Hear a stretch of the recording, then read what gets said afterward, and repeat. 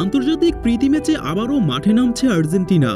উত্তর আমেরিকার উত্তর পূর্ব ক্যারিবীয় সাগরে অবস্থিত পুয়ের্তো রিকোর সাথে আগামী 15ই অক্টোবর সকাল 6টায় মাঠে নামবে আর্জেন্টিনা। এর আগে ভেনেজুয়েলার বিপক্ষে কোনোরকম জয় তুলে নিলেও এবার দাপুটে জয় চায় আলবিসেলেস্তারা। তাই এই ম্যাচে মোটামুটি পূর্ণ শক্তির দল নিয়েই মাঠে নামবে আর্জেন্টিনা।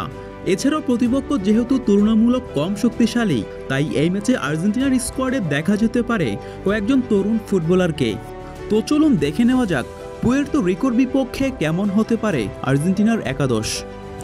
লিওনেল স্কালোনির ডিফেন্স লাইনে সবার পছন্দের তালিকায় সবসময় থাকেন ক্রিশ্চিয়ান রোমেরো আর নিকোলাস অতামেন্দি।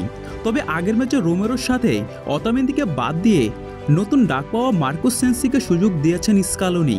আর শুরুর একাদশে সুযোগ পেয়েই বাজিমাত করছেন আর্জেন্টিনার এই ডিফেন্ডার। তাই এই ম্যাচেও তাকে দিয়ে স্টার্ট করাতে পারেন স্কালোনি। ফুলব্যাকে কোনো পরিবর্তন হবে না, বরাবরের মতোই স্কালোনির আস্থা থাকবে নাহুয়েল মলিনা ও নিকোলাস তাগলাফিকোর উপর।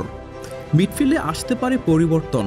ভেনেজুয়েলার বিপক্ষে ম্যাচ দিয়ে আর্জেন্টিনার স্কোয়াডে অ্যানজো ফিরলেও আবারও ইনজুরির কারণে স্কোয়াড থেকে ছিটকে গেছেন অ্যানজো ফার্নান্দেস।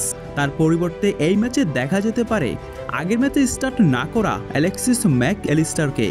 অন্যদিকে ডিফেন্সিভ মিডের দায়িত্বে থাকবেন লিয়ান্তো প্যারাদেস।